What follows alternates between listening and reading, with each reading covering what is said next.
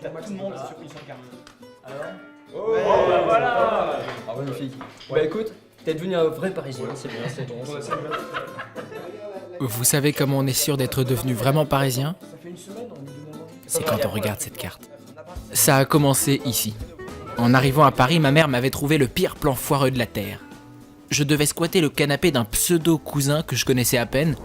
Ouais, j'y suis, ça y est. Non, pas devant le métro, à l'école. Et là, mon cousin m'a expliqué qu'à Paris, l'école des arts et métiers n'est pas du tout dans le même quartier que le métro du même nom. Ah d'accord, ok. Non, mais alors je me dépêche, j'arrive. Bah j'arrive tout de suite là, j'arrive. Ouais, ça y est, là j'y suis finalement. Comment? J'ai pas compris. Qui arrive la semaine prochaine? À ta sœur? D'accord. Ok. Non, je vais me débrouillerai. T'inquiète pas, mais...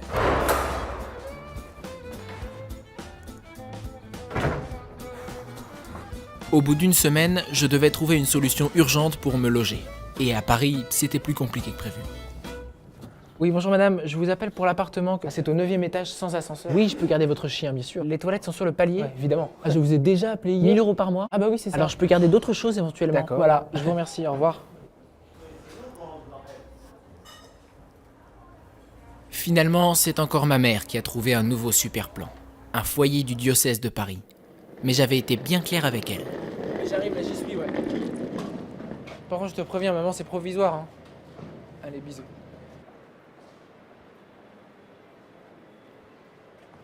Je suis Cédric, le responsable du foyer. Ah, bonjour. Tu viens? C'est un peu haut, mais on s'habitue.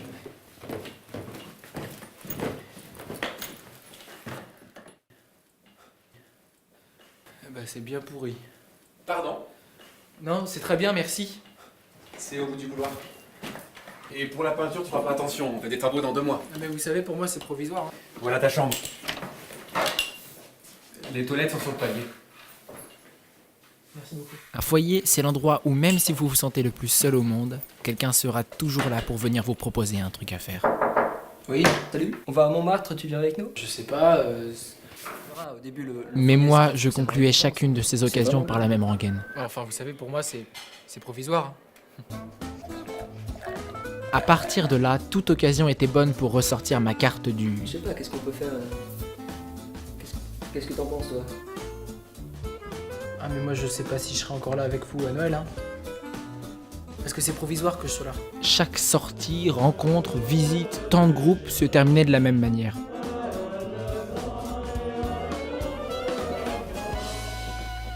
Simon? Ce serait bien que tu fasses l'effort d'arriver à l'heure à la prière. C'est important pour le groupe. Ah oui, mais vous savez, pour moi, tout ça, c'est provisoire. Simon, ça fait 5 mois que t'es là.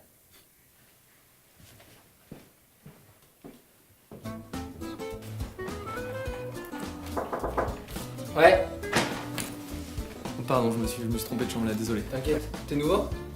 Ouais, c'est ça. Enfin, pour moi, c'est provisoire, mais ouais. On va boire un café avec les autres à Montmartre. Ça te dit de venir? On se rejoint dans 5 minutes en bas? Ouais, ok. Vas-y, à toutes. À toutes. Et c'est comme ça que je suis devenu vraiment parisien. Et vous savez comment je le sais? Parce que ces stations de métro qui ne me disaient rien il y a 6 mois, elles correspondent toutes aujourd'hui à un souvenir particulier.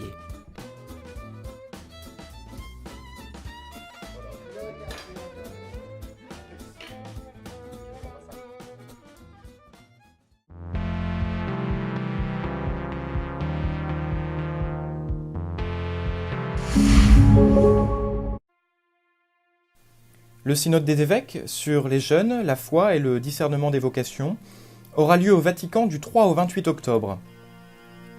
Le pape François a convoqué ce synode pour aider l'Église à mieux accompagner tous les jeunes vers une vie joyeuse où ils puissent construire activement l'Église et la société. Mais finalement, c'est quoi un synode des évêques? Le mot synode dans l'Église définit une assemblée consultative. La racine grecque du mot synode signifie marcher ensemble. Lors de la 4e session du Concile Vatican II, Paul VI a fait part de son intention de mettre en place un synode des évêques pour que les futurs papes puissent réunir des responsables ecclésiaux de différentes régions du monde autour de sujets concernant l'Église entière. Il y a 3 types de synode des évêques: ordinaire, extraordinaires spéciales. Les assemblées générales ordinaires sont les synodes des évêques les plus fréquents.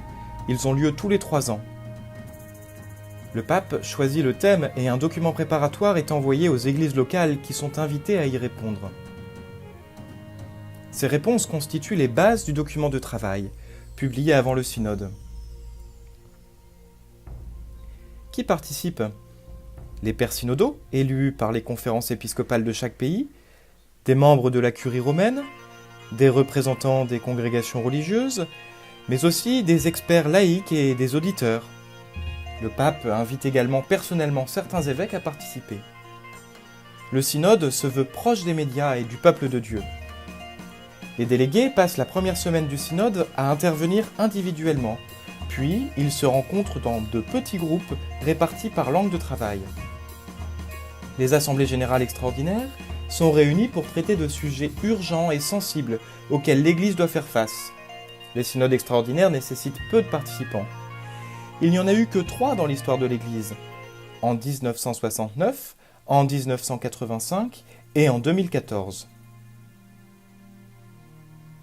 Enfin, il y a les assemblées spéciales, qui ne concernent qu'une zone géographique donnée. En 2019 aura lieu une assemblée spéciale sur l'Amazonie. Une équipe permanente est au service du synode des évêques.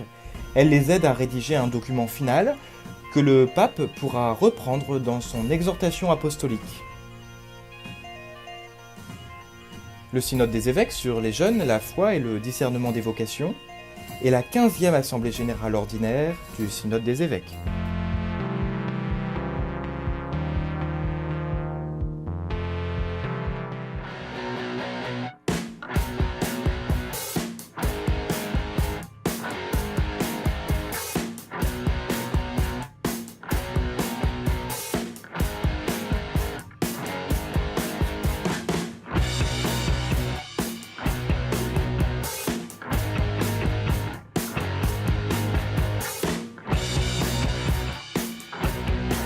C'est l'année du synode pour les jeunes. Nous serons très heureuses de vous accueillir le 6 octobre, une journée unique un petit peu en son genre, au rythme de chacune de nos communautés, à la Visitation et au Carmel.